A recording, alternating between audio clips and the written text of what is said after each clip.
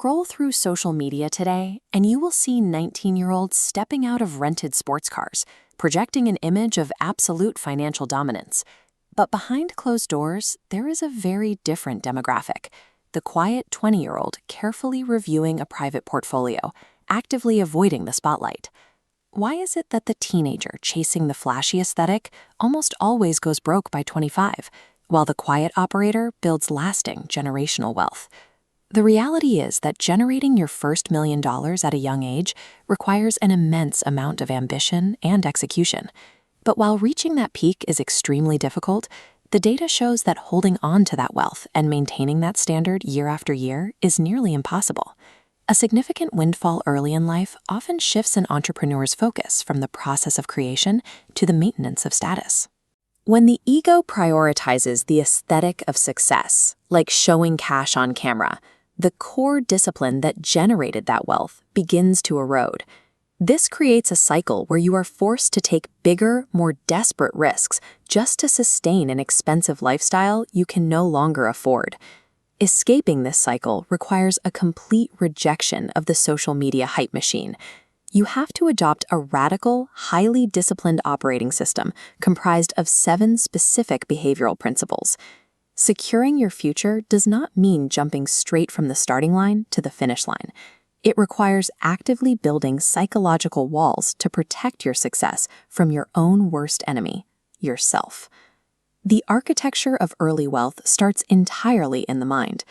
Before you handle a massive influx of capital, you must establish an internal foundation defined by extreme focus and ruthless humility. This chessboard illustrates the first principle. In order to be a king, you must first be a pawn. You have to embrace the gritty, unglamorous foundational work that nobody wants to do. You do not get to walk onto the field at 18 and instantly demand to be the captain. You carry the equipment, you learn the pecking order, you earn your stripes at the absolute bottom of the ladder before you ever expect leadership or respect. Once you start earning money, you will naturally start to think you are a prodigy. This is exactly when you must apply the third principle. Find an external force that brutally humbles you before your ego takes over. You need an arena that puts you in your place. The free market is one option. It will gladly crush you when an employee quits because you are a terrible leader. Combat sports are another. When you get outmaneuvered on the mat, it strips away any delusion of invincibility. Direct, firm tone. Modern dating platforms are designed to capture and monetize your attention, creating a competitive landscape where a 19-year-old is often matched against established men in their prime. For a young builder, every hour spent navigating this digital friction is an hour stolen from their primary momentum. At this stage, anything less than a day-one partner who actively supports the mission acts as a recurring leak in your most valuable resource, your focus. By internalizing the pecking order, inviting humbling experiences, and eliminating romantic distractions, your ambition stays anchored to reality. This prevents early success from becoming self-destructive. Once the internal foundation is set, you have to manage how the external world perceives you.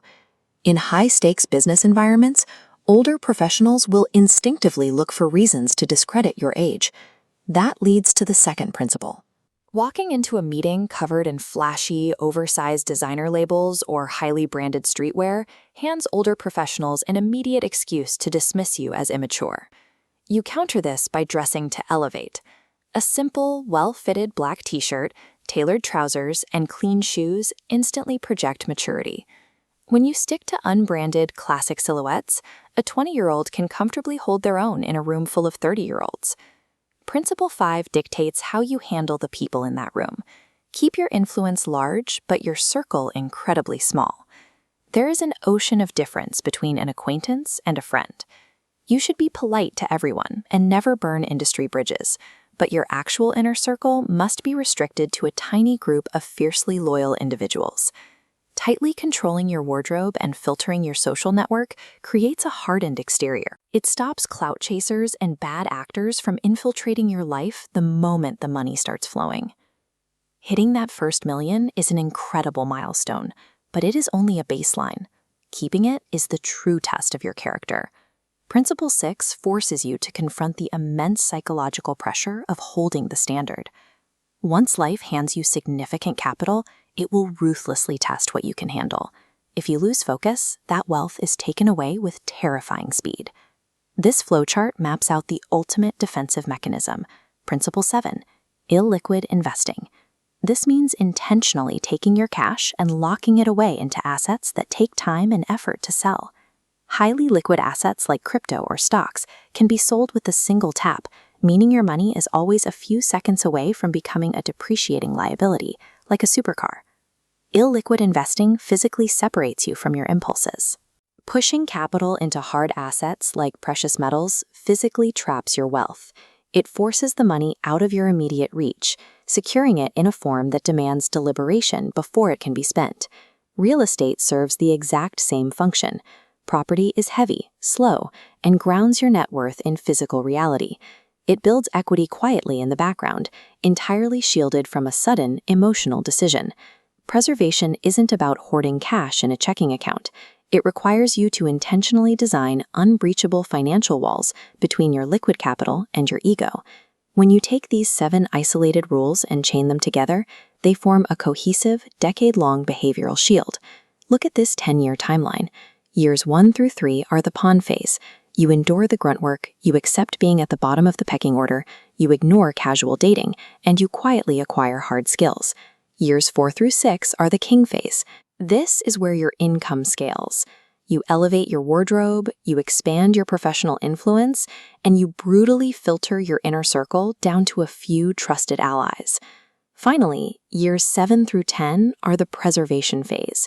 You compound your capital into heavy, illiquid assets, proving to the market that you can handle the immense pressure of your own success without burning to the ground.